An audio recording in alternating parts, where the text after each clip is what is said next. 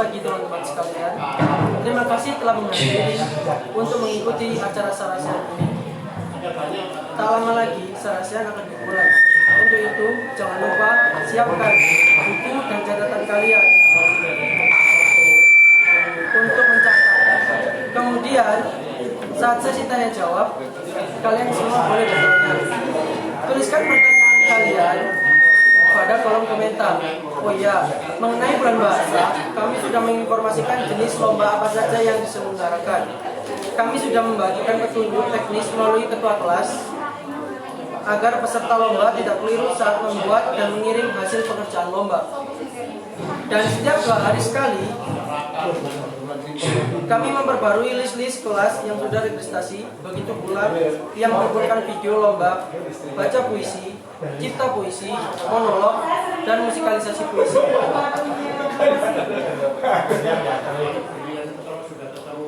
Semua itu dikumpulkan terakhir pada 6 November.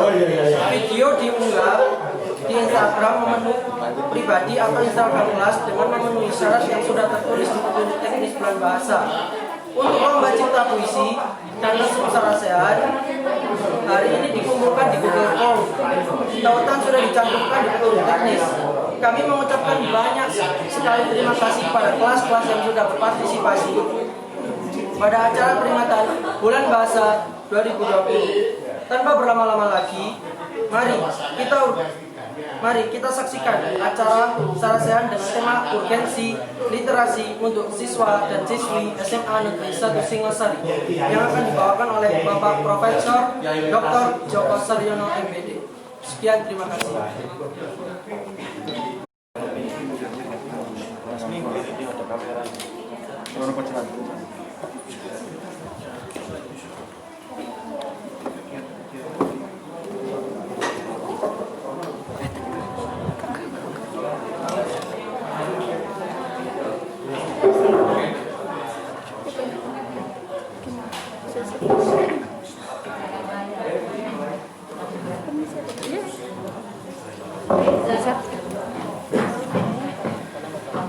Assalamualaikum warahmatullahi wabarakatuh. Bismillah, alhamdulillah, wassalatu wassalamu ala rasulillah wa ala alihi wa sahbihi wa wala amma ba'da. Yang kami muliakan Bapak Profesor Dr. Joko Saryono MPD, Guru Besar Universitas Malang, juga pengelola perpustakaan Ibu Dr. Anda Mujiastuti, Bapak Ibu segenap pendidik, tenaga kependidikan, juga anak-anakku semuanya yang saat ini mengikuti Sarasian dalam rangka Bulan Bahasa. Tentunya merupakan suatu kebahagiaan, penghormatan bagi kita semuanya. Di saat ini kita didampingi Profesor Dr. Joko Saryono MPD. Beliau yang kita ketahui adalah Guru Besar Universitas Muhammadiyah Universitas Negeri Malang UM, dan juga sebenarnya beliau juga penulis utama dari panduan literasi nasional, dan masih banyak tulisan-tulisan beliau. Ya, Ketua Tim Pakar GLM. Terima kasih. Langsung saja, ini anak-anak sudah menunggu kita semuanya. Kita akan bersama-sama mendengarkan beliau menyampaikan pentingnya literasi, pentingnya siswa literat, ciri siswa literat, dan pentingnya kecakapan literasi. Namun sebelumnya mohon berkenan Ibu Dr. Anda Mujiastuti membuka acara ini. Semoga.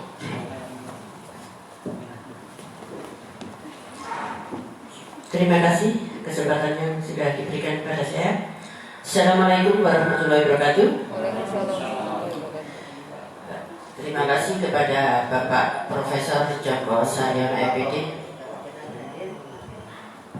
pada pertemuan yang mestinya kita jadwalkan jam 10, Pak, ya, karena berkaitan juga rawuhnya pengawas provinsi untuk membina Bapak Ibu guru menulis SKP, sehingga jadwal molor termaksa. Ini nanti mungkin juga molor ya Pak Dosi ya, karena sebentar lagi kita harus sholat duhur. Mudah-mudahan Bapak Ibu Guru beserta anak-anak juga tidak bosan apa yang akan disampaikan oleh Bapak Profesor Djoko Saryono. Seperti yang tadi disampaikan di ruang guru, Bapak Saryono ini adalah satu angkatan dengan Pak Minto ya Pak? Oh kakak kelas.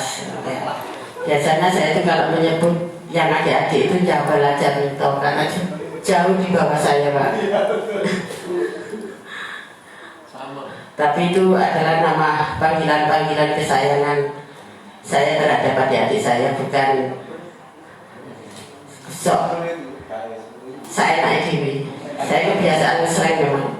Seperti nama saya aslinya adalah Dr. Anda Mujastuti, tapi saya lebih senang dipanggil Bu Indah, bukan sok kaya. Tapi ini pertautan buah cinta kasih saya dengan suami Pak, yaitu anak saya yang pertama. Sekarang sudah mayor infanteri Tias Januar Priyambodo. Itu teman satu angkatannya ini dosen Wisnuwardana. Dan anak saya yang kedua Rianti Dinda Ramawati, sekarang dinas di RSUD Kanjuruhan, lulusan dari Polimema. Karena 2 tahun saya harus purna, sehingga bekal yang saya bawa untuk menjadi kepala perpustakaan hanya berupa sertifikat. Waktu itu di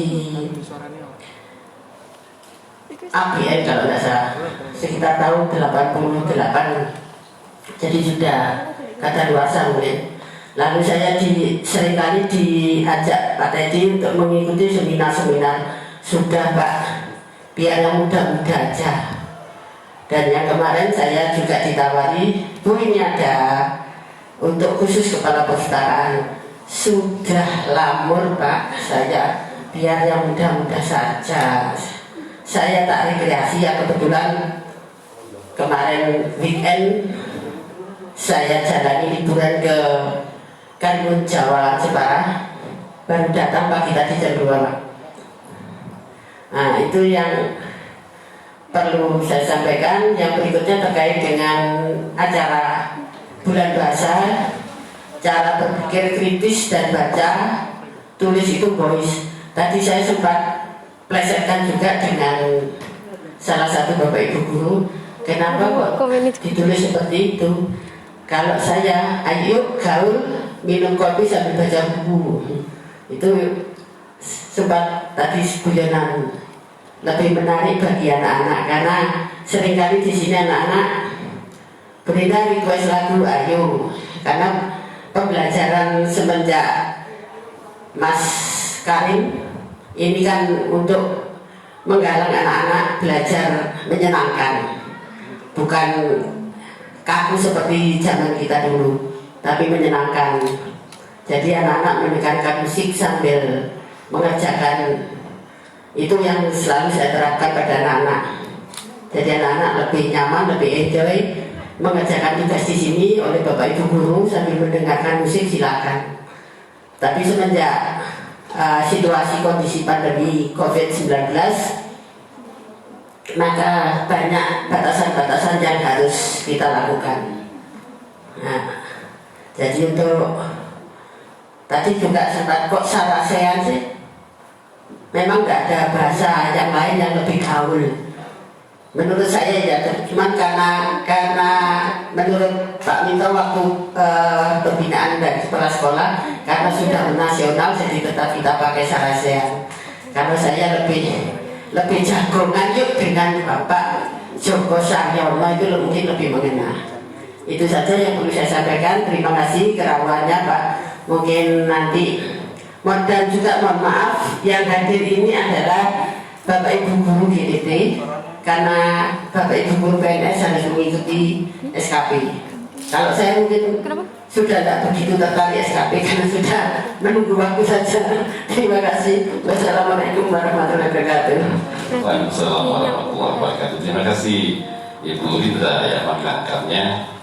Memang saat ini acaranya Sarasehan Ibu, tapi di dalamnya mengandung kopi sama apa? Oke, ada kopi dan bersama Bapak Ibu Guru yang lainnya. Baik, karena kita punya ini ya, libur time ini ya, waktu kita sedikit, sementara mukadimah pengantar beliau tadi itu subhanallah ya, itu masih baru pengantar. Jadi yang lain masih banyak ya. Tadi kita masih perlu ngasuh kawruh kepada beliau, urgensi literasi untuk siswa-siswi SMA Negeri 1 Singosari Prof.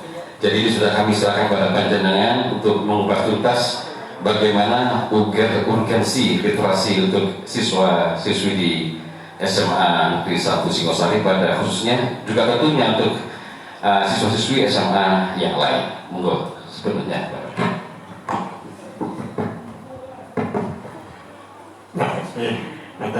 Assalamualaikum warahmatullahi wabarakatuh.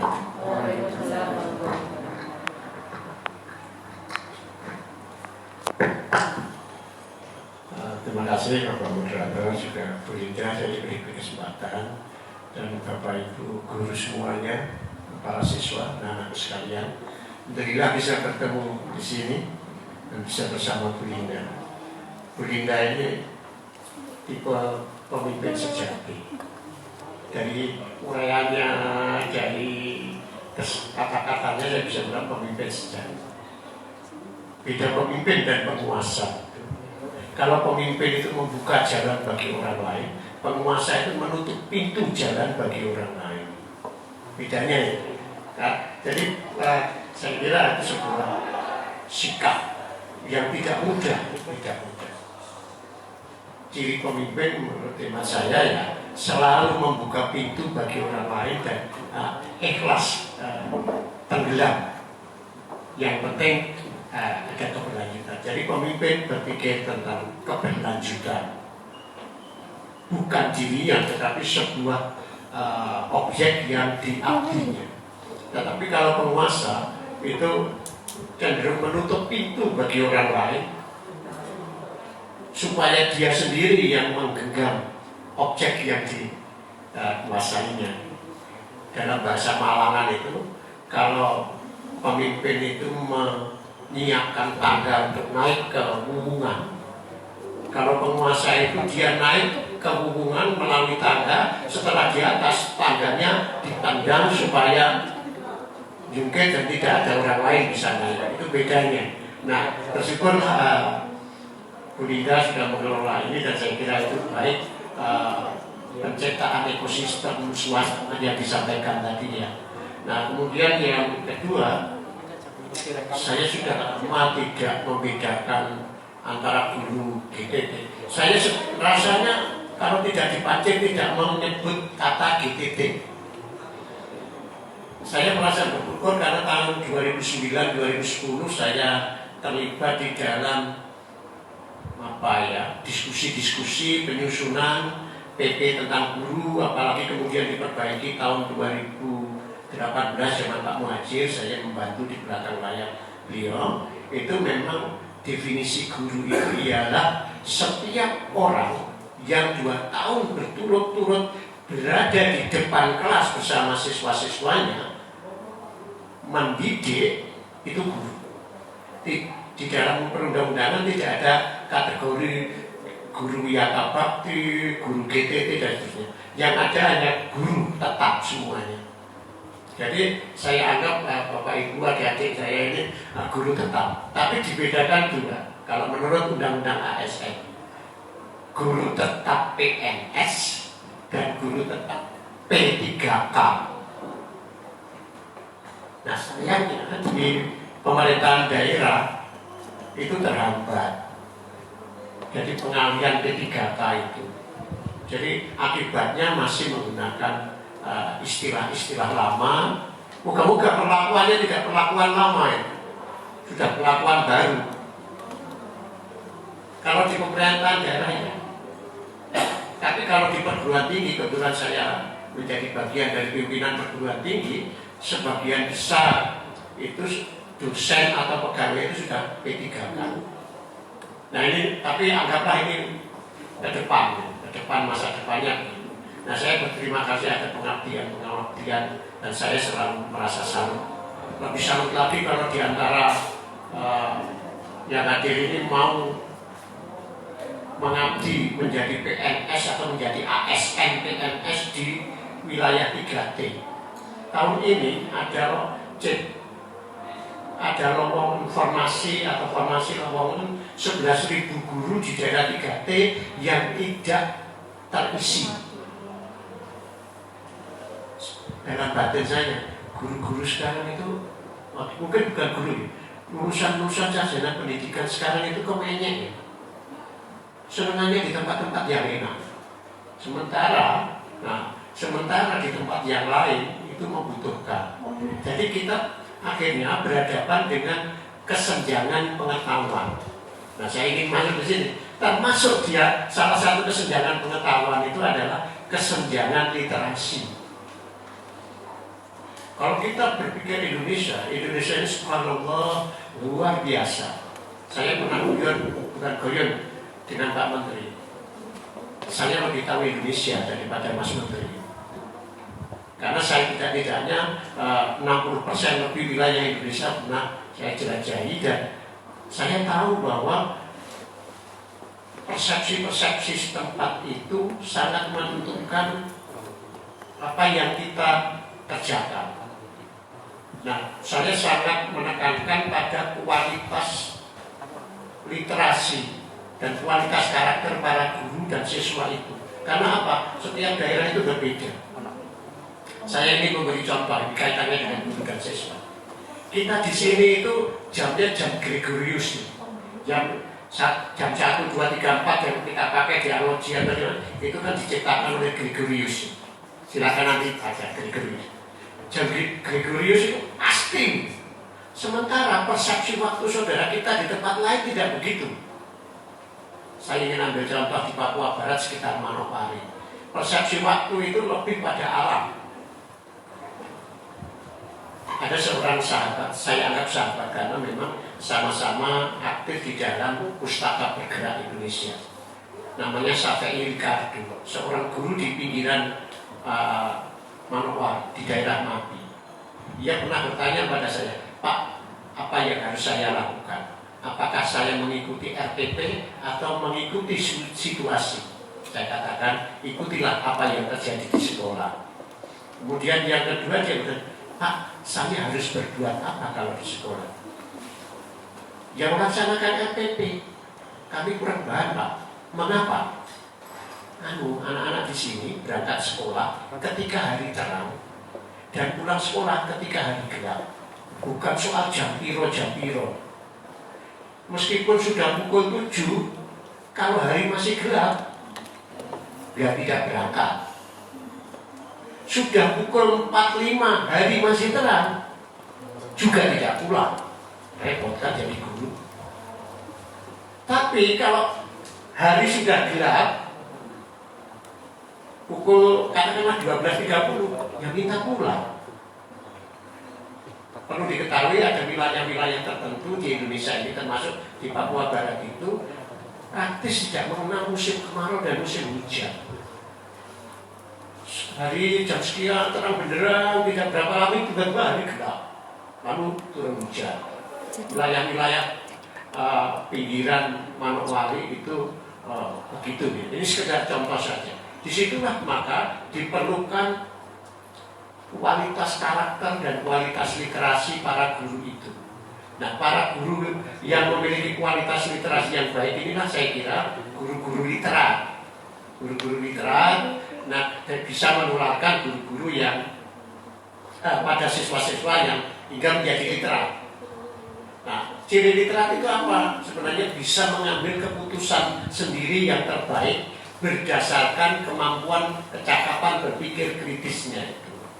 Tapi juga tidak, jadi ini kepala sekolah, jadi bukan itu. Berdasarkan hasil membaca atau yang menulis. Jadi panduannya apa, pedomannya apa, ketentuannya apa, itu dinalar, diambil keputusan.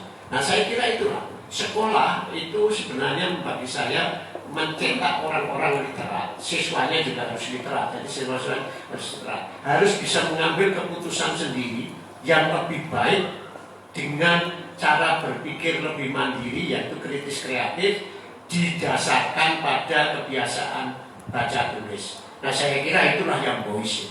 Nah, perkara pilihannya macam-macam. Ini agak Boyce-nya saya tekankan. Boyce itu bisa dibaca keren, bisa dibaca asik, Kalau bahasa saya di kalangan orang-orang tidak jelas, saya punya grup WA, grup diskusi, orang-orang yang tidak jelas, senang ilmu semua, bicaranya macam-macam. Itu bukan voice, tapi asik dan syahdu. Saya punya grup dengan ahli-ahli antropologi forensik, kemudian kedokteran arkeologi dan seterusnya, diskusinya macam-macam. Salah seorang diantaranya itu sahabat saya itu pendiri Museum Kematian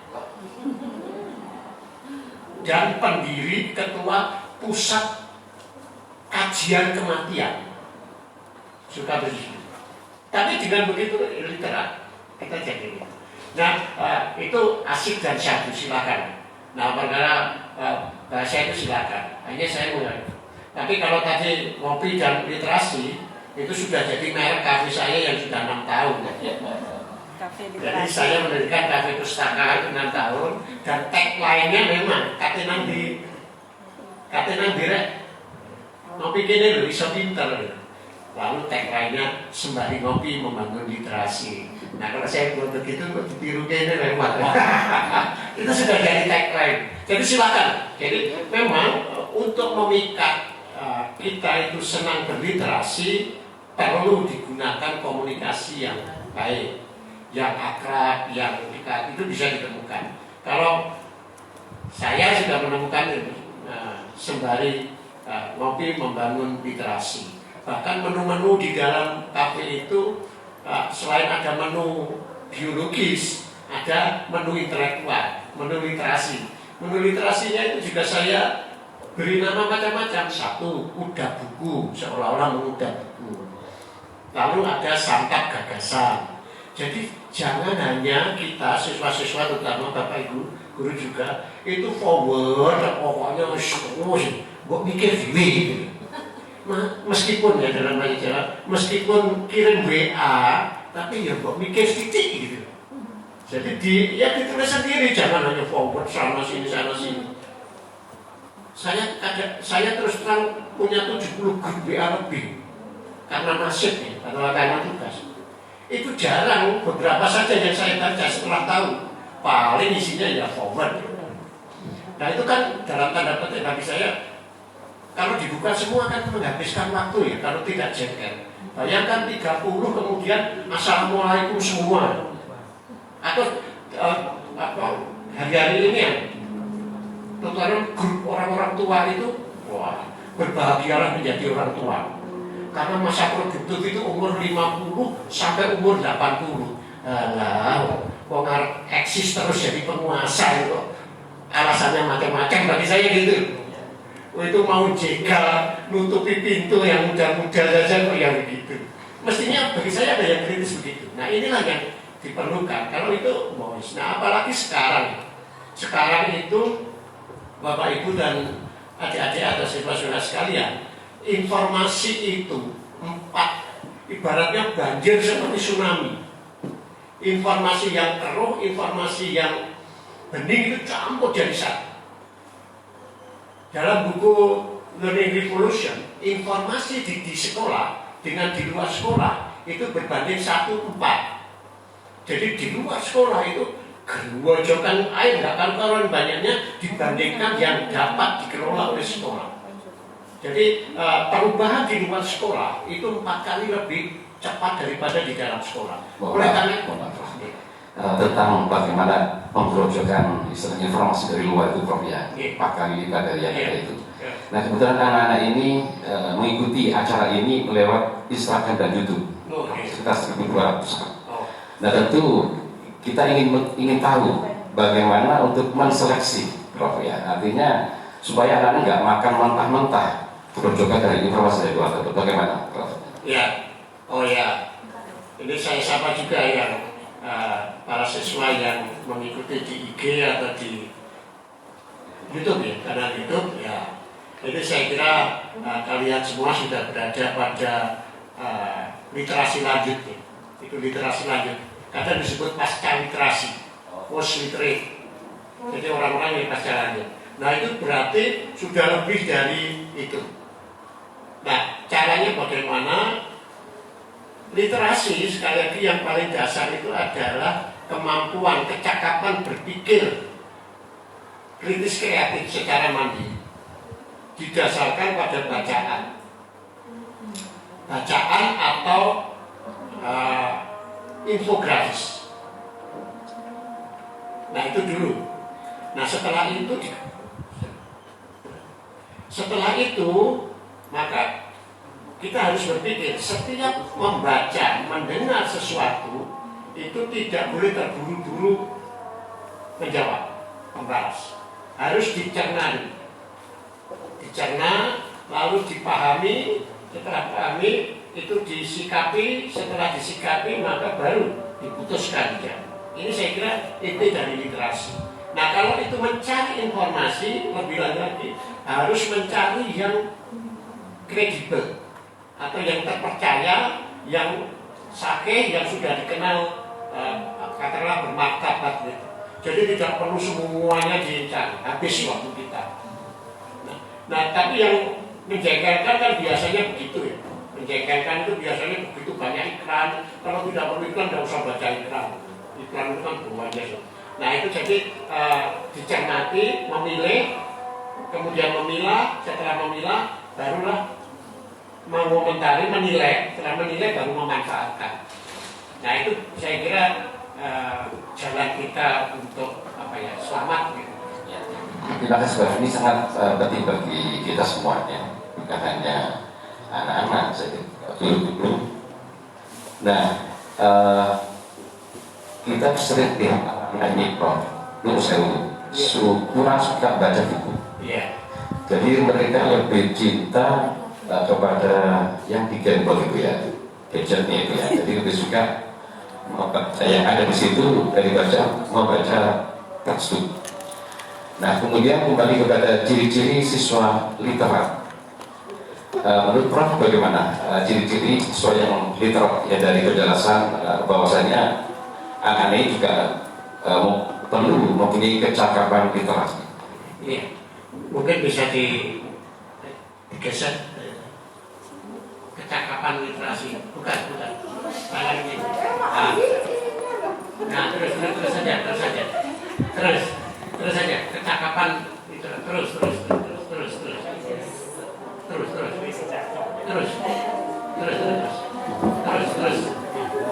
terus.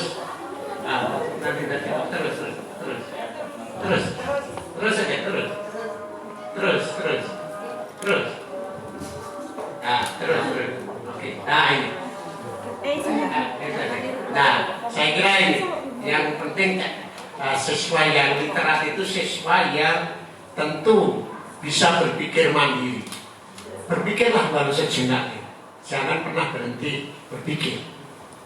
Saya kira semua ajaran agama, ajaran kearifan itu menekankan ciri khas manusia itu ya berpikir. Karena makhluk selain manusia tidak berpikir. Nah karena itu berpikirlah, tapi berpikir yang mandiri. Nah, jadi pertama-tama berpikir itu. Jadi siswa literat dicirikan oleh apa? Suka berpikir, memutuskan sesuatu, memilih sesuatu itu berdasarkan berpikir yang mandiri dan tentu saja yang terbaik. Nah, lalu didasarkan pada apa? Bisa pada angka, bisa pada aksara. Artinya bisa pada buku, bisa pada mungkin desain, gambar dan seterusnya itu boleh juga. Karena sekarang itu literasi itu yang penting adalah aksara dalam arti psikologis. Semua yang ada di kepala kita, yang di hadapan kita akan diolah di kepala dalam wujud huruf-huruf yang berupa gambar. Jadi ada huruf berupa gambar. Aksara-aksara Jawa, Arab, Cina, Kanji dan seterusnya itu kan kombinasi antara duanya. Itulah yang pokok siswa literat. Nah tentu yang kedua yaitu tadi cermat, hati-hati. Cermat, hati-hati, kemudian peduli tentang apa yang pikiran, yang informasi yang dikemukakan orang lain atau dirinya sendiri. Saya sering mengatakan kalau di FB saya itu siswa yang literat orang guru yang literat itu meskipun dari latar belakang apa saja tidak boleh abai pada angka dan aksara, karena itu bisa menjerumuskan kita. Saya suka berkelakar, bahkan ucapan saja bisa menjerumuskan kita. Kalau ada deretan kata,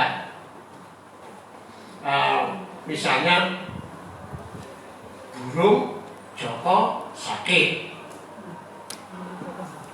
itu bisa burung Joko sakit, bisa juga yang lain kan. Nah ini itu saja tidak boleh abai, apalagi yang lain-lain. Itu bisa mencelakakan untuk kepentingan tertentu. Itu kalau untuk penerbangan, untuk pengadilan, mungkin untuk pekerjaan pun begitu. Salah menulis nama saja jadi berat.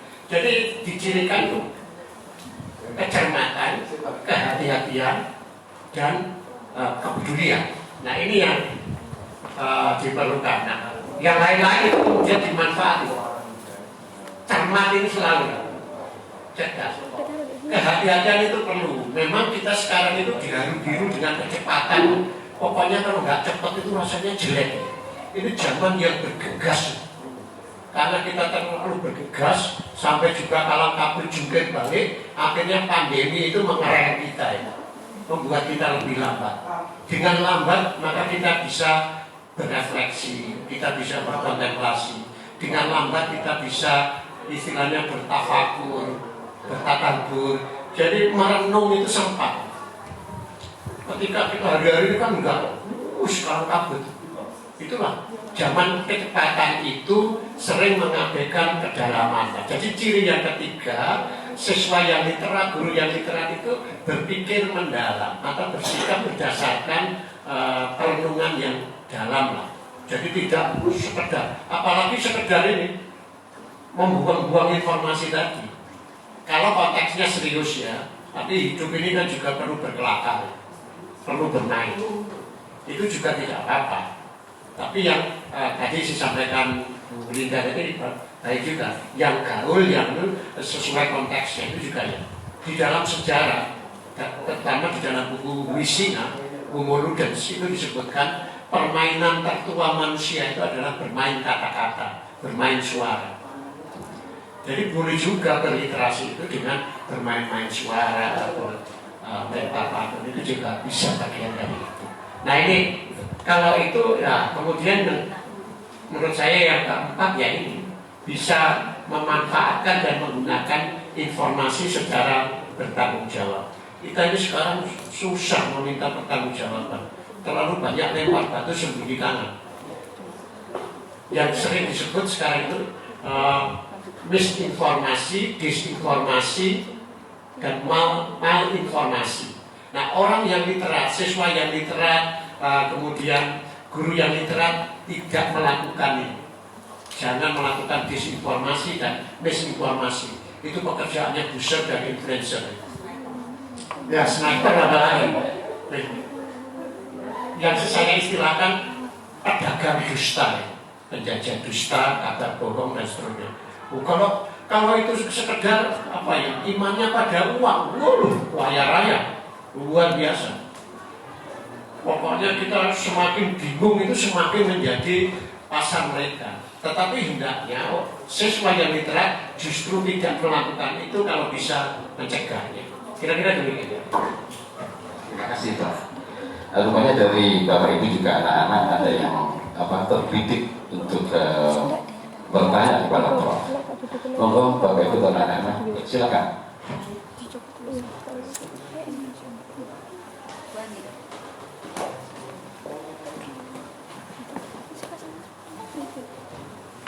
Terima kasih untuk yang diberikan kepada saya. Maaf Prof, pertanyaan saya berkaitan dengan tadi yang memberitahu mengenai anak-anak jangan sampai atau kita jangan sampai terpengaruh oleh buzzer itu ya. Nah, sekarang bagaimana cara kita untuk mengetahui bahwa hal-hal yang diberikan itu bukan sesuatu yang hoax gitu. Bagaimana cara kita? Bagaimana kita ingin menyaring hal-hal seperti itu agar informasi yang masuk ke kita itu memang benar-benar apa adanya atau nyata, bukan hanya hoax.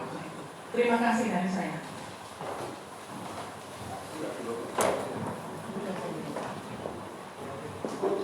Super, Bapak. Ya, kalau mengikuti ungkapan dari Yai Nadir Syah dalam satu bukunya itu ya, saring dulu sebelum sharing. Saring dulu sebelum sharing. Saya kira itu istilah yang bagus meskipun paduan dari bahasa Indonesia bahasa Inggris. Sharing dulu baru sharing. Itu benar adanya.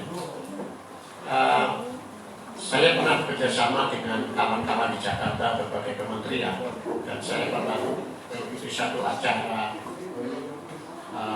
literasi digital.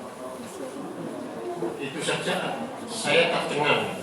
Tercengang pertama, saya beri contoh tadi saya katakan itu. Sebulan pertama masa pandemi, yang namanya kabar palsu, hoax itu sudah 250 halaman. Itu menandakan kita harus betul-betul menyaring mana yang bohong, palsu, dusta atau yang tidak. Lebih-lebih lagi dulu, yang namanya situs pornografis itu sedunia sekarang itu setiap hari kalau tidak salah lebih dari 4 juta tumbuh. Sementara yang bisa diblokir oleh teknologi itu tidak lebih dari 1,8 juta. Jadi teknologi apapun tetap bobol, tidak bisa. Yang tidak bisa dibobol adalah karakter, mentalitas kita. Nah disitulah mentalitas, karakter, itulah yang sebenarnya diperlukan, dikombinasikan dengan kecakapan itu. Nah ini yang pertama prinsip itu. Nah kemudian bagaimana kalau kita mengetahuinya? Nah kembali lagi, kecakapan literasi itu penting. Kecakapan literasi itu apa? Selalu bisa memilih, bahkan mencari. Kalau kita perlu untuk belajar, anak-anak perlu untuk belajar, mencari lowongan kerja, para guru ingin mencari bahan ajar, itu mencarinya sudah harus benar. Jangan sumber situs, habis waktu kita. Jadi pilihlah yang beberapa. Ada temuan hukumnya bahwa kecermatan, keberhasilan tidak ditentukan oleh banyaknya informasi yang ditemukan dan diketahui, tetapi oleh kualitas informasi itu. Silakan baca buku Blame dari Malcolm Gladwell. Jadi jadi yang membuat kita itu sehat, ibaratnya begitu, itu bukan kita memiliki air sedanau, tetapi sebotol yang memang jernih dan sehat. Itulah perumpamaan. Jadi memilih dulu, mencari dan memilihnya sudah harus begitu. Nah, mau dipilih yang sungai, yang keruh ya sampai kita tenggelam pun begitu. Jadi mencari, memilih, kemudian menilai, menanggapi itu harus dilakukan. Ditimbang-timbang berdasarkan tadi berpikir kritis kreatif. Setelah bisa ditanggapi, barulah diputuskan digunakan atau tidak, dikembangkan apa tidak. Nah ini saya kira kebiasaan-kebiasaan yang berlaku. Kalau memang tidak ya tidak apa-apa. Kalau memang berbeda, berilah. Saya biasa berdiskusi ya, mungkin kata orang berdebat. Kadang-kadang di FB itu ya berakhir untuk tidak sepakat tidak apa-apa. Yang penting semuanya jelas. Jadi ada kejelasan informasi. Tadi pagi saya berdiskusi dengan, mungkin orang menganggap berdebat dengan seorang ya teman FB, tapi saya tahu dia juga profesor di Bandung, tentang bagaimana membuat bahasa Indonesia bermartabat di muka publik. Saya katakan jangan berharap pada pemerintah. Pemerintah sudah repot dengan dirinya sendiri. Marilah kita sebagai masyarakat pengguna bahasa juga lebih berdaya. Satu. Dua, jangan menuntut dikit-dikit sanksi, dikit-dikit aturan regulasi. Kembali lagi, di dunia ini tidak pernah ada hukuman itu membuat orang jera, membuat orang kapok. Nah yang diperlukan bagi saya adalah mental, sikap yang positif, itu yang akan. Nah sikap yang positif inilah, konstruktif inilah yang biasanya ditunjukkan dimiliki oleh orang-orang yang literat. saya ujungnya kalau saya tetap sanksi Pak Prof, monggo silakan. Saya tetap di urusan bahasa tidak perlu diberi sanksi. Bahasa kok diberi sanksi, nanti bahaya, apalagi dihukum. Menggunakan bahasa kok dihukum. Saya saja masih dalam tanda petik protes ketika Pak Menteri mengatakan ya sudah itu tidak, sudah dihibahkan kok konsep Merdeka Belajar. Loh, kata-kata kok dihibahkan itu siapa yang punya? Jadi saya kata Merdeka Belajar itu tidak boleh dipatenkan. Nah kalau nanti semua kata dipatenkan, kan kita bisu. Jadi lebih banyak. Nah ini sebenarnya proses berpikir mandiri tadi itu gambaran orang yang literat. Nah itu yang pokok-pokok. Kalau yang lainnya mungkin ya bacalah dulu lah. Semuanya bacalah dulu, cernalah dulu, pikirkanlah. Saya kira pesan-pesan agama ya sesuai dengan agama saya, Islam bagi saya pesan semua ayat ajaran Islam itu mesti berpikir. Bla bla bla bla bla. Apa kamu tidak berpikir? Bla bla bla bla bla. Berpikirlah. Bla bla bla bla. Hanya orang-orang yang berpikir. Bagi saya berpikir. Nah, berpikir itulah literasi. Oleh karena itulah pesan-pesan agama bagi saya juga begitu. Di kalangan Katolik dan Protestan atau di dalam Nasrani juga begitu. Pada mulanya adalah kata, barulah sabda. Di dalam Islam jelas ikrar. Jadi ajaran-ajaran agama juga. Di dalam tradisi Eropa yang lama itu malah sekolah itu baca, tulis.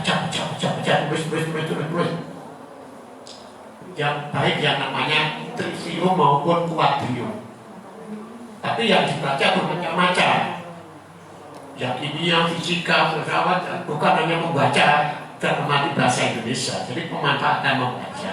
Jadi itu tadi untuk bisa kita selamat dari apa yang menurut saya tsunami informasi, kita harus rajin-rajin membaca. Nah, saya sering berseloroh karena itu membaca, apalagi menulis itu lebih mulia daripada webinar. Pertanyaannya enggak sih? Yang terlalu banyak. Saya tadi menggoda banyak orang. Lebih bermakna dan lebih mulia mana mengikuti 100 kali webinar dengan membaca 10 buku yang berguna. Saya tidak jawab, tapi itu saya menggoda. Kalau saya pribadi lebih berguna membaca. Nah, karena webinar itu baik, tapi kalau kebanyakan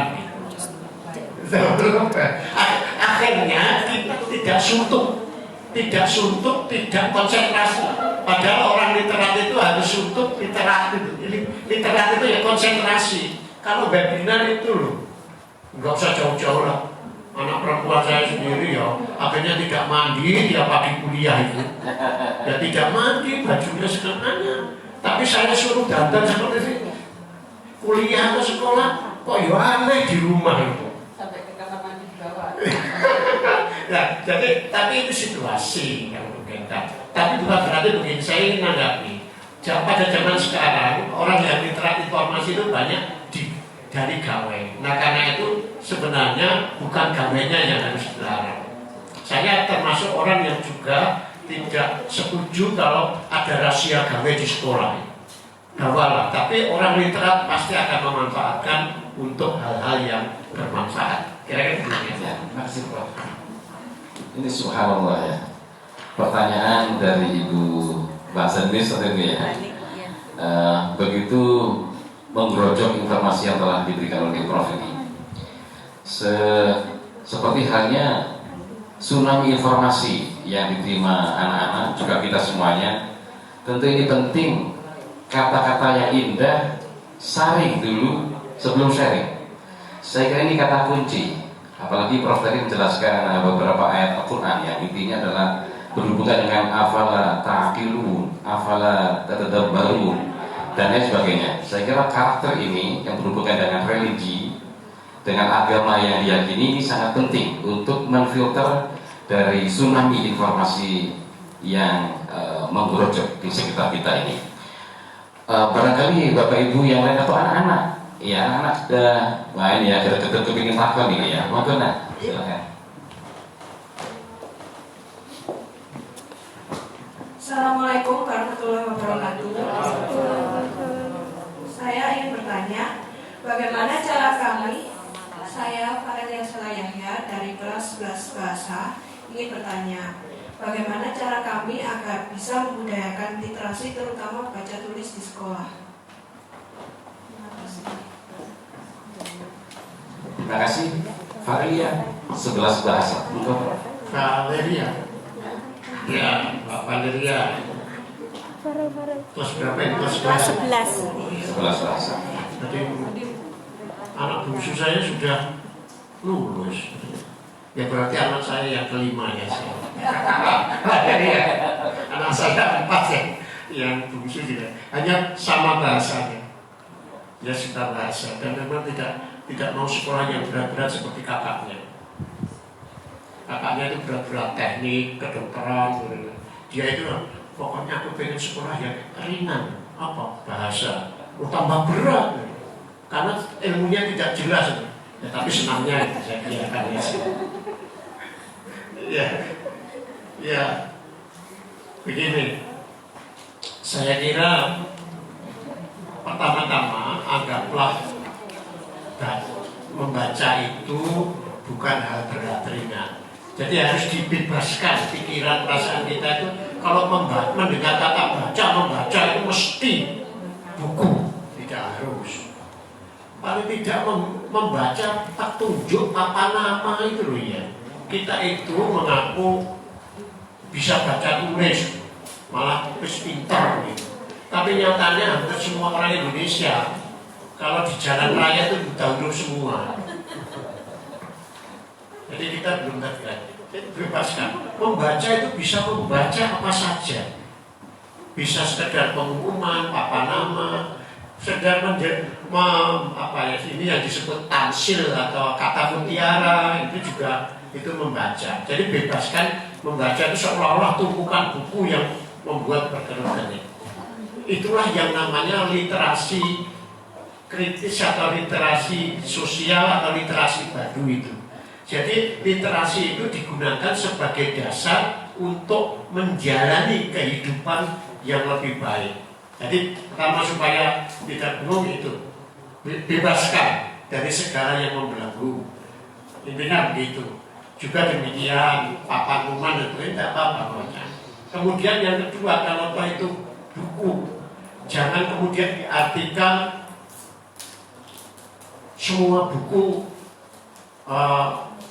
itu tidak baik dan baik, bergantung pada maksud kita. Jadi kalau membaca itu ingin apa? Ingin bersenang-senang, mencari rekreasi, berangan-angan, berfantasi dan seterusnya. Yang mungkin dari satu sisi itu tidak nyaman, dari sisi tertentu nyaman. Manusia itu ya aneh, orang itu aneh, apalagi anak-anak muda seumur Valeria ini aneh. Menurut saya aneh. Jadi yang disenang itu yang serem-serem, sensasi yang sensasional. Ya kalau ada bacaan cerita seperti itu ya gak apa-apa. Itu istilahnya, makanya di dunia wisata itu akhirnya ada istilah ini, dark tourism. Jadi berwisata ke tempat-tempat yang serem-serem, gendrune, setanas dan sebagainya. Itu dark tourism, laris. Ada dark tourism, ada dark cinema. Jadi bioskop-bioskop yang menyeramkan begitu.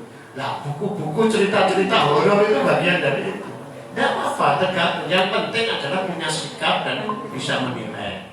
Jadi bebaskan, yang penting bisa menganggap. Kemudian yang ketiga, anggaplah itu rekreatif. Jadi orang yang sudah literat, siswa yang sudah literat itu membaca itu bukan dianggap sebagai beban, tapi membaca itu sebagai sebuah literasi, sebuah rekreasi pikiran, angan-angan, dan mencari pengalaman. Kalau saya biasanya begitu. Kata para petualang, kata para wisatawan itu, yang mahal dari berwisata dan bertualang itu adalah pengalamannya, bukan yang lain-lain. Kadang-kadang itu kalau Kalian itu kan sampai jukir balik naik gunung, kemudian yang bapak-bapak ini yang kaya-kaya itu off-road dan yang dicari kan sensasinya, dedek-dedeknya itu. Nah, membaca pun juga bisa begitu. Kebanyakan begitu. Nah, membaca bukan bagi korban. Itu kalau di negara lain itu ditambah lagi mungkin. Bebaskan bahwa membaca, menulis itu milik anak-anak sekolah saja, guru-guru saja, siapapun. Mohon maaf misalnya, tunawisma di Amerika atau di Eropa itu, meskipun tidak punya rumah, tidur tinggal di taman atau di trotoar, tetap sih mocok. Jadi masih membaca, melihat pengumuman. Tapi ya tertib. Seorang kawan saya yang lama di Amerika pernah bercerita, di kampusnya itu selalu ada seorang tunawisma yang membawa geledekan. Ketika kampus sepi, dia akan tidur di situ. Ketika pagi kampus ambil, dia akan beralih ke taman. Tapi ya tetap mocong. Dan kita itu seolah-olah kalau ada tukang beca, saudara kita tukang beca, pedagang tidak boleh. Nah, apalagi siswa gitu. Jadi malah kalau perlu siswa-siswa ini kadang-kadang misalnya ada bakti literasi bagi para pedagang pasar Singosari itu kan asing. Jadi para pedagang itu supaya tidak ditipu bank tidil, utang bodong itu kan perlu literasi. Nah inilah ciri-ciri. Jadi buatlah baca tulis literasi itu sebagai kegembiraan, sebagai olahraga hati, olahraga pikiran. Dan insya Allah kita sehat. Saya selalu kagum dengan ayah saya pribadi dan saya meneladani ayah saya ya. Ayah saya itu anaknya 9, 10, cucunya 30, buyutnya 6. Sekarang berusia 87 tahun, alhamdulillah mencangkul setengah hektar selama setengah bulan masih kuat. Jadi ayah saya udah apa yang dilakukannya sejak muda itu setelah sholat lalu siram-siram lalu membaca, mencoret-coret, kadang menulis. Itu selalu aktivitasnya. Kemudian bekerja. Nah setelah pensiun juga begitu. Setelah sholat subuh, ia akan duduk di meja belajarnya, membaca-baca, kemudian ya mencoret-coret itu untuk menelaah, menanggapi dan seterusnya. Lalu menulis, pukul 9 ke kebun. Kami bersama punya kebun, tidak luas kalau di tengah kota, sekitar berapa itu 8.000-an meter, dan itu dikerjakan oleh ayah saya. Kalau sekarang itu sedang asik bertanam cabai, jeruk, dan sengon. Pernah suatu ketika semuanya ditanami jambu dan saya yakin guru PNS pun penghasilannya kalah. Karena waktu jaya-jayanya kebun jambu merah ayah saya itu per bulan bisa 20 juta. Seorang pensiunan, jadi sudah lebih dari. Nah, yang saya tekankan, alhamdulillah sampai sekarang matanya masih sehat, kemudian masih lari ke sana kemari. Yang selalu cemas itu malah anak cucunya. Begini nggak boleh, begini nggak boleh, nanti malah tidak sehat. Setiap hari masih mencangkul dan kemudian bercerita. Dan alhamdulillah sampai umur 87 tahun belum pernah opname nginep di rumah sakit. 2 kali pernah berurusan dengan rumah sakit itu dua-dua, sekali karena ditabrak mahasiswanya hingga dijahit pelipisnya itu sekali. Yang kedua karena dipaksa oleh anak cucunya agar operasi sedikit katarak. Diminta anak cucunya atau dipaksa anak cucunya. Kebetulan ayah saya itu punya anak-anak ya 3 dokter dan punya cucu 2 dokter juga, jadi ya dipaksa. Tapi sekali lagi juga sering tidak patuh pada, karena punya resep kesehatan. Sejak muda ayah saya itu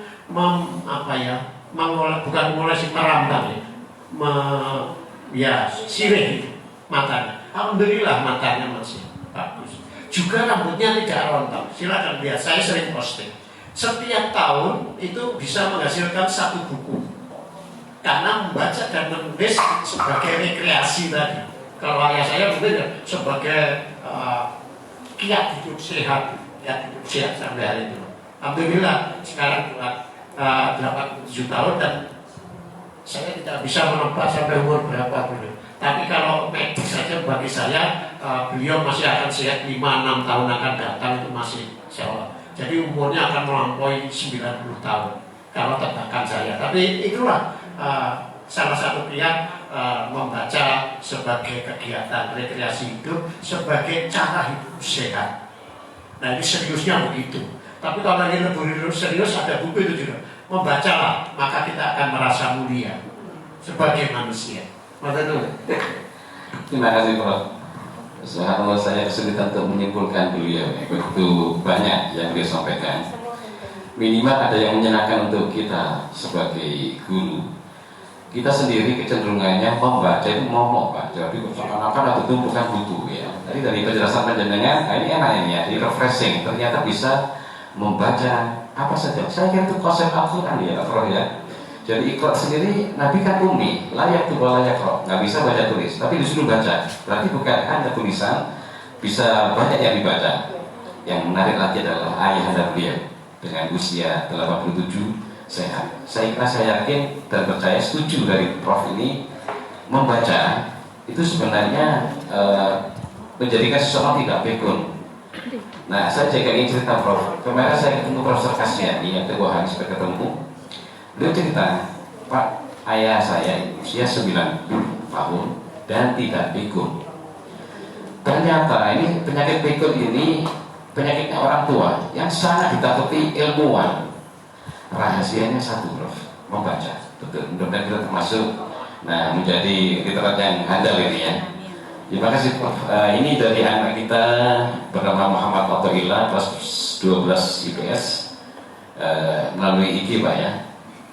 Sebagai generasi milenial, bagaimana cara kami agar tetap literat dan melek literasi itu?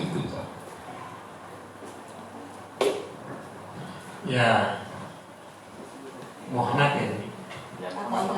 Oh ya, saya panggil aja Mas Athaillah.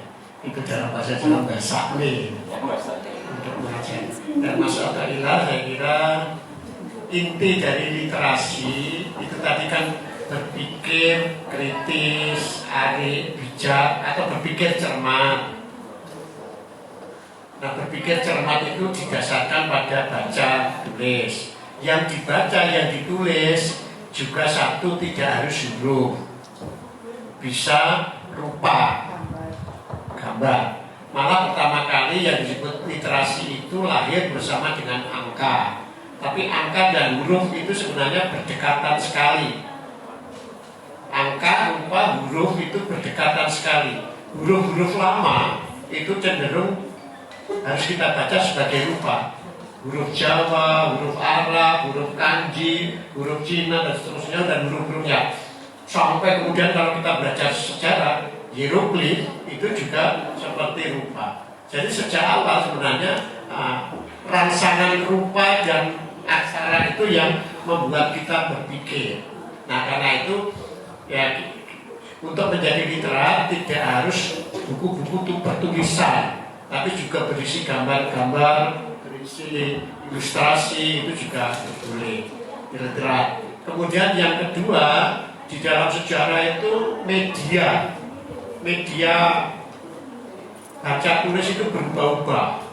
Nah, sekarang tentu medianya lebih banyak media digital ya. Mulai yang disebut book reader, alat untuk membaca buku, sampai gawe, sampai tulis, ya itu tidak ada masalah. Yang penting sebenarnya bagi saya bukan gawenya itu, tapi dimanfaatkan untuk literat atau tidak, itu sesuai yang literat.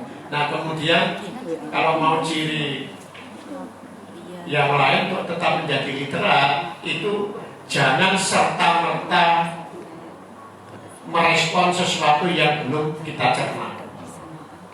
Jadi ketergesa-gesaan kita itu sering membuat kita tergesa-gesa. otak kita itu sebenarnya memiliki mekanisme sendiri juga. Setiap informasi itu sekian skon gitu akan diproses. Itu bisa dibaca dalam buku The Brains.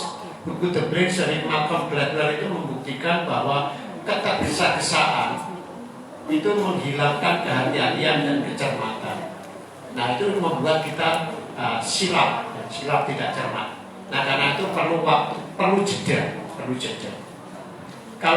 Kalau kita tidak membuat jeda pada diri kita, mungkin alam semesta ini yang akan membuat jeda.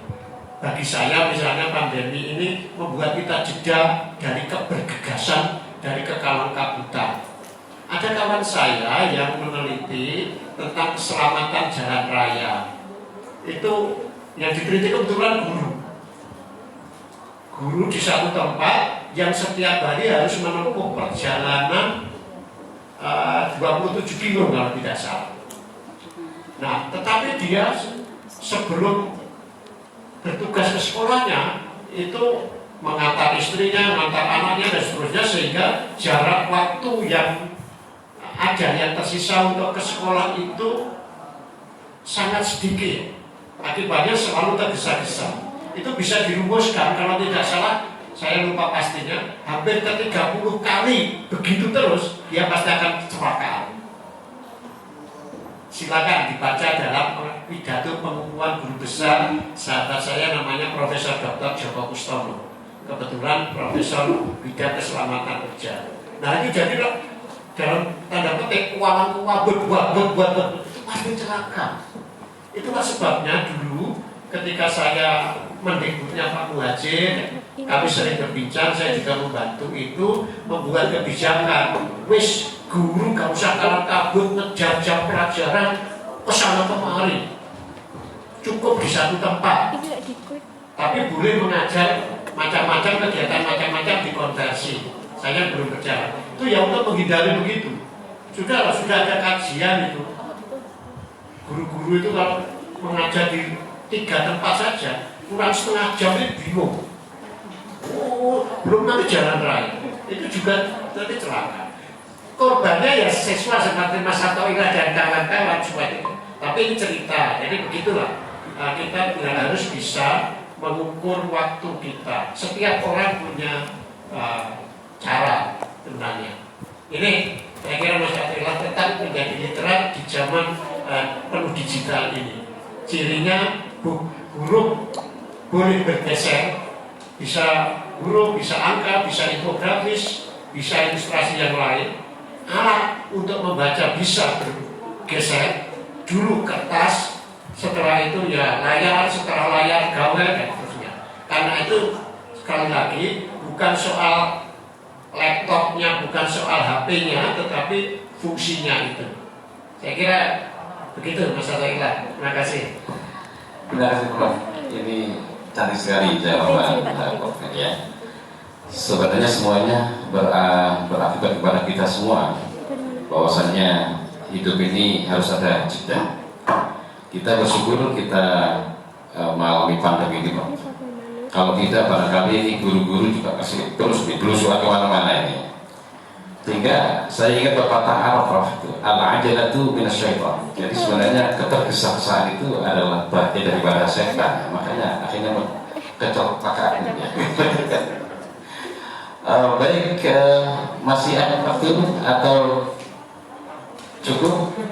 Ya, kalau kita anggap cukup, masih ada. Wah, masih ada pertanyaan dari pertanyaan. Monggo ini satu ya, satu pertanyaan. Monggo silakan. Iya. Bacakan balik. Bacakan. Itu bacakan. Iya. Bacakan.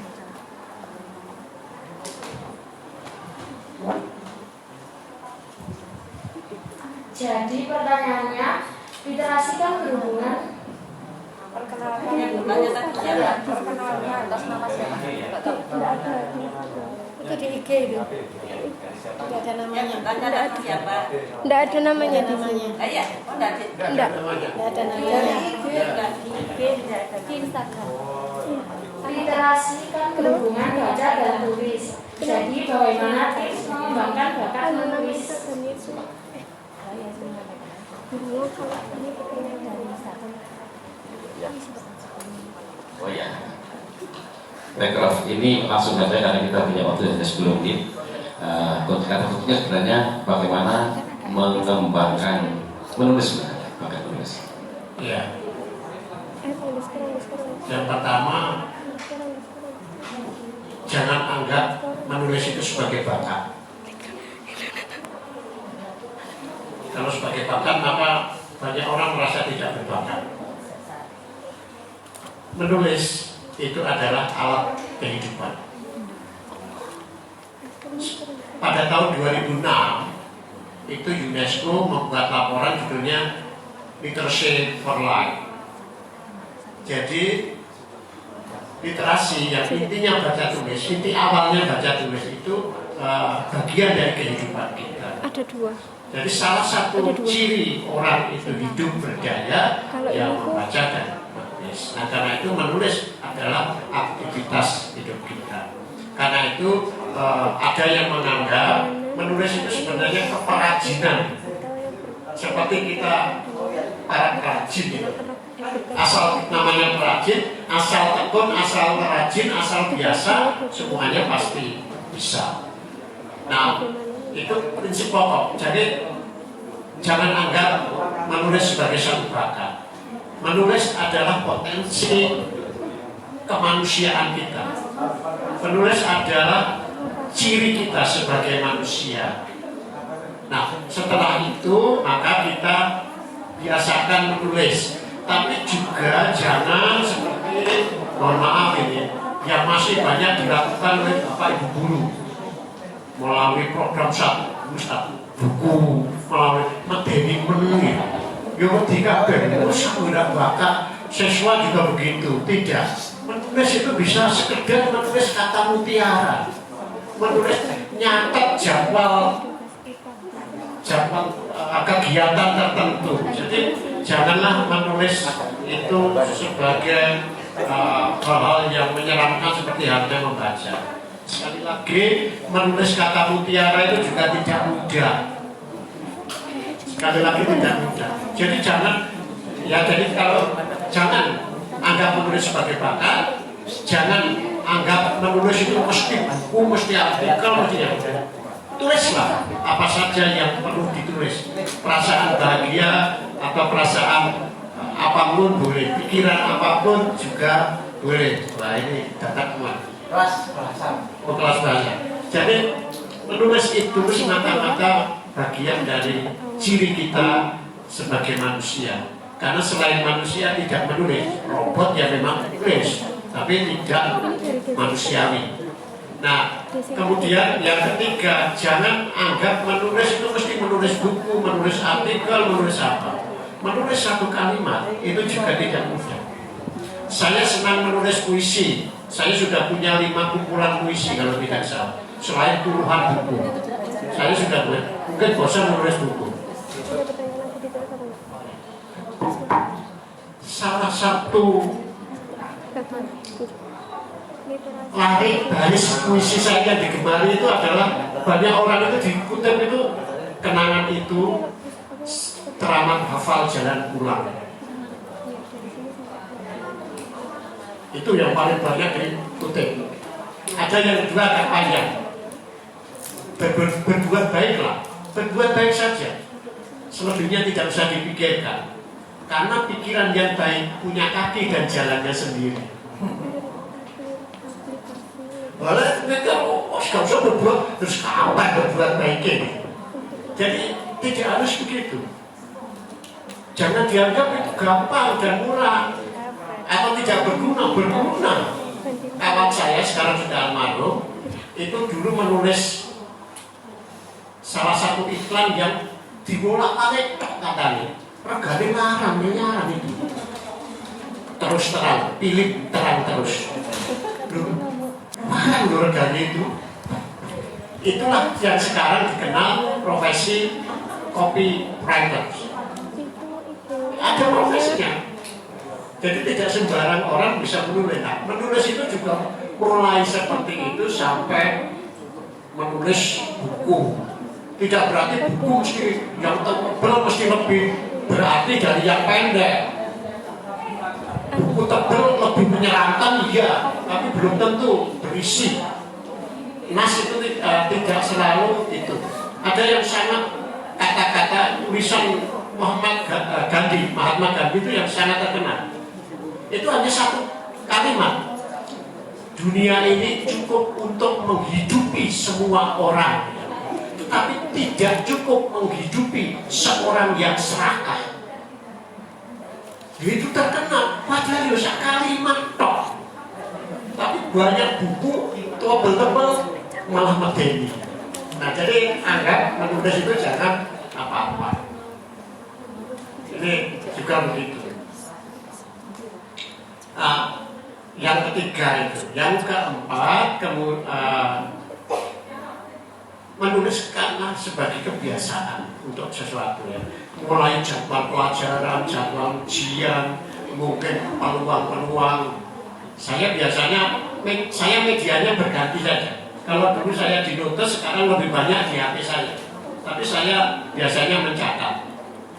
Itu yang kecil-kecil. Dan lalu bertahap bunyi. Nah, kemudian untuk melakukan itu, yang kelima mungkin ini ya. Menulislah kapan saja, di mana saja, dengan cara apa saja, dengan medium apa saja. Saya biasanya begitu. Saya sekian lama itu terbiasa bertugas ke sana kemari sehingga terlalu sering naik pesawat. Naik pesawat itu tidak mudah, bukan tidak mudah. Ya gampang-gampang enak. Kalau di atas itu kan juga takut juga. Belum lagi terlambat. Yang sering saya lihat, orang-orang itu sering marah kalau ada pesawat delay atau terlambat. Saya tidak pernah. Saya biasanya duduk main HP tapi jangan main HP, menulis. Saya menulis. Mau marah ya sudah ada yang mewakili. Masuk marah satu orang, satu gundul dengan 1000 gundul itu tetap kenyataan pesawatnya telat. Jadi kan ngesel-ngeseli pikiran, ngesel-ngeseli hati. Yo, ngesel-ngeseli mulut gitu. Jadi manfaatkan. Nah ini yang biasa saya lakukan, menulis. Dan saya sering bisa menerbitkan buku itu sebenarnya karena menulis di perjalanan. Saya baru menulis satu kumpulan puisi baru terbit. Nah, judulnya Sumsum Prahara. Itu saya tulis di HP. Perjalanan Malang Banyuwangi Malang. Sepanjang itu saya menulis dari kumpul buku sekarang baru terbit, judulnya Sumsum Prahara. Sumsum Prahara itu bercerita tentang Amangkurat II sejarah. Saya tulis sepanjang perjalanan.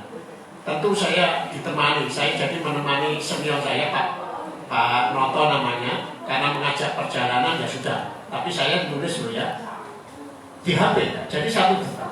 Itu buku saya tentang berjudul Sumsum Prahara. Saya pernah menulis buku 280 halaman. Judulnya Tafsir Kentir Leo Christi. Itu saya tulis di HP setiap hari dan saya kirimkan pada seseorang bernama Redi. HP waktu itu masih BM apa itu?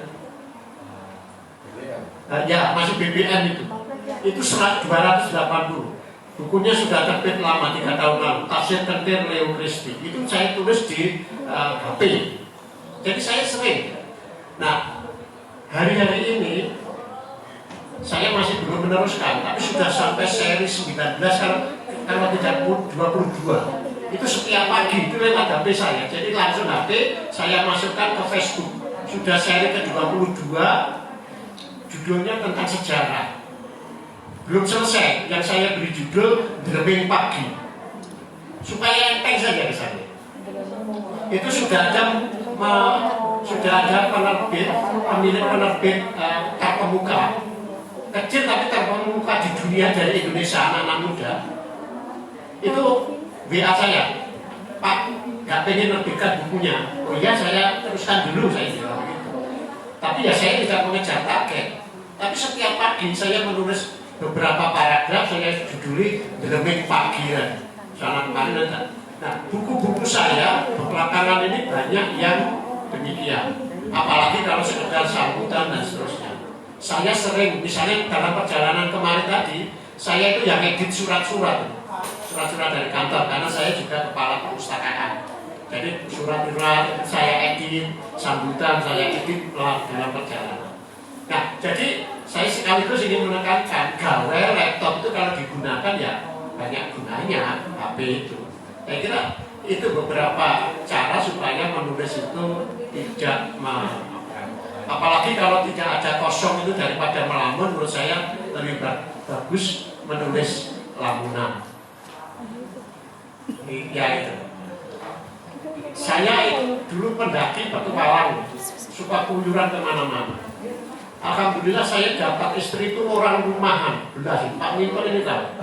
Wes nggak senang kemana-mana. Kepuasannya di rumah atau di mall, bukan di pasar.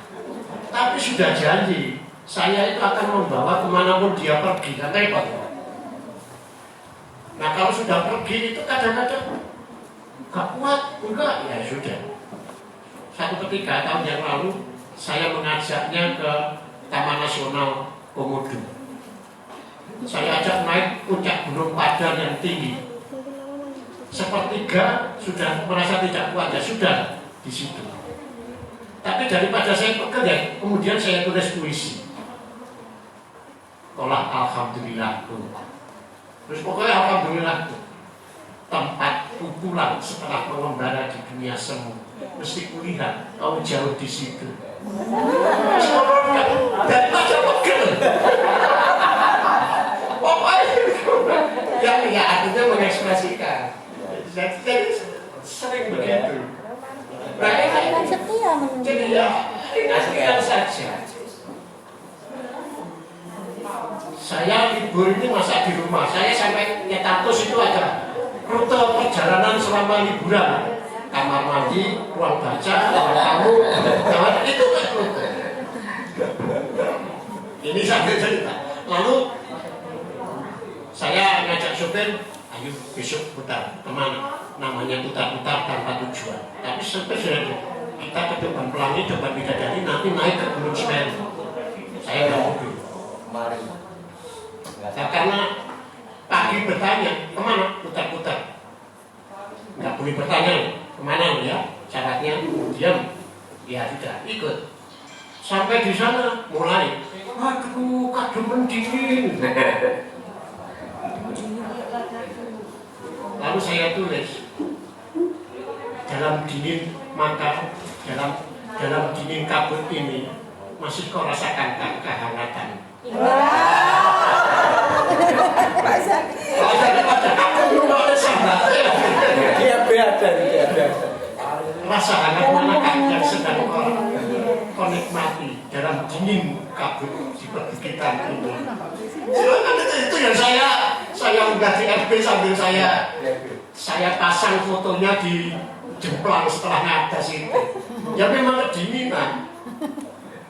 Dia kan mulai gitu. Wah enggak ngomong-ngomong kalau sini dingin sekali ini. Kalau saya bicara mesti tidak jadi nanti. Pak Minto ini tahu. Tapi akhirnya ya ikut juga. Ini jadi menulis itu sebagai apa ya, sebuah katalisator, sarana untuk kita menjernihkan apa yang mestinya tidak jernih itu. Nah ini ada banyak ya. Biasanya puisi saya itu tertulis begitu. Saya pernah ajak istri saya itu ke pedalaman Kalimantan Utara juga. Pengen nikah tapi ya mesti tidak kuat sambat itu. Ya di dalam caption status saya itu ya saya tulis kolah akar rotan jago padamu dan telah ala yang tumbuh rimbun di sekitarku. Padahal ya waduh mau ke perbatasan pulau-pulau kecil itu ya tidak jadi. Ya, tapi artinya itu katalisator seperti penyulingan apa yang kita perlukan. Nah jadi begitu saja menulis itu. Sudahlah saya yakin lama-lama akan banyak. Buku-buku saya banyak kan tulis begitu. Jadi ibaratnya itulah recehan tulisan, ngecer tulisan. Jadi tidak bagi saya tidak buruk dan tidak jelek menjadi pengajar ilmu, pengajar pengetahuan itu. Nah, saya kira ini sesuai dengan prinsip pepatah kita, sedikit-sedikit lama-lama jadi bukit. Puluhan buku, saya sekali lagi banyak menulis buku, rasanya itu sebagian besar ya begitu itu. Orang sering bertanya, kapan Pak bacanya, kapan nulisnya? Ya begitu itu sebenarnya. Nanti ditata lagi. Bagi saya adalah tulisan apapun, satu kata, satu kalimat, beberapa kalimat sampai satu buku itu adalah anak-anak pikiran saya, anak-anak hati saya yang harus saya cintai, karena itu harus selalu ditengok, disiari. Jadi setelah dikumpulkan, ya diperbaiki, dihaluskan dan seterusnya. Biasakanlah begitu, jangan menganggap itu. Saya pribadi sebenarnya kurang berkenan ya kalau disebut berkenan itu. Terus sekarang banter-banteran. Satu hari satu buku, 10 guru. Ada loh Surabaya itu. Satu semester 1000 guru. Satu hari bimbel penulisan guru. Kok terus banter-banteran gitu. Nah ini, jadi saya kira rileks saja sebuah itulah bagi saya kegembiraan hidup dengan menulis. Nah, terima kasih Pak. Saya ya, iki oleh siraman ya. Asalnya membaca itu medeni. Sekarang menjadi senang Pak. Memperbanyak. Yang kedua menulis. Menulis ini juga nih sama-sama bukan dulu tapi demit ya. Jadi saat ini ternyata membaca itu gadis yang cantik lah ya. Mungkin menulis juga pria yang tampan ya. Mudah-mudahan kita juga terus bisa membiasakan diri apa yang disampaikan oleh profesor kita ini. Sebenarnya kita ingin berlama-lama. Kalau saya nggak asik aja ya. Saya kira masih asik-asik aja nih. Tapi kita ini dibatasi oleh waktu ya. Saya kira suatu saat kita ketemu lagi Prof ya. Mudah-mudahan jenengan sehat, umur panjang, bisa ketemu kita lagi, bisa memberikan penyegaran pada kita. Tidak ada yang bisa kami kumpulkan. Mudah-mudahan kita bisa termasuk orang yang bisa memanfaatkan kata ungkapan maupun mutiara yang disampaikan oleh profesor tadi. Saya rekam habis di dalam bahasa Arab dari Sayyidina Ali ya, itu qayyibul ilm bil kitabah. Jadi tulislah ilmu itu, ikatlah ilmu dengan tulisan ya, tulisan. Mudah-mudahan semua yang ada di sini tetap diberikan panjang umur, sehat walafiat, dan tentunya keluarga bahagia, rezeki yang banyak melimpah, utang-utang juga kita semuanya. Dan suatu saat kalau kita kepada Allah, mudah-mudahan itu selalu khatimah. Terima kasih atas segala perhatian dan mohon maaf atas segala iklan. Terima kasih Pak yang berita, terima kasih semuanya, terima kasih. Wassalamualaikum warahmatullahi wabarakatuh. Waalaikumsalam.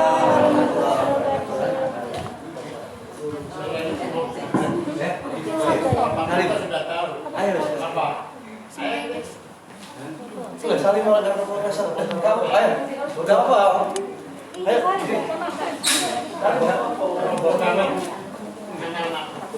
Kali, iya.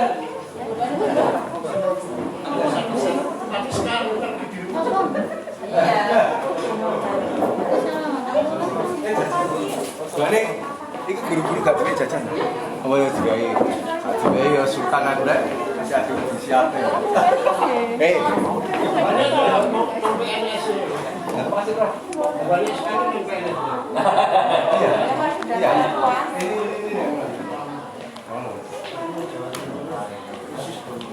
Ya, memang sebenarnya ini kan termasuk sekolah baru. Ya. Barang kan pulang. Gimana ya?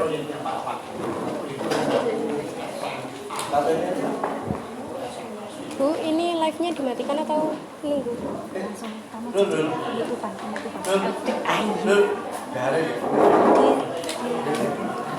Saya citra dia.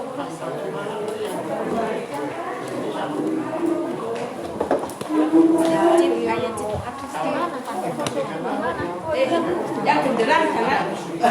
Yang genderang, Pak, ini ibu muda ya Pak. Ini masih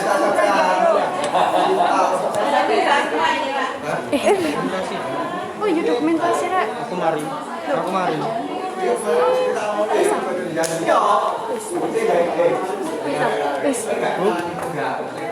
Terima kasih telah menyaksikan acara Sarasehan pada pagi hari ini. Semoga ilmunya bermanfaat dan jangan lupa mengumpulkan resume Sarasehan di Google Form pada Juknis. Terima kasih. Wassalamualaikum warahmatullahi wabarakatuh. Terus mari ke live. Bisa diselesaikan lagi.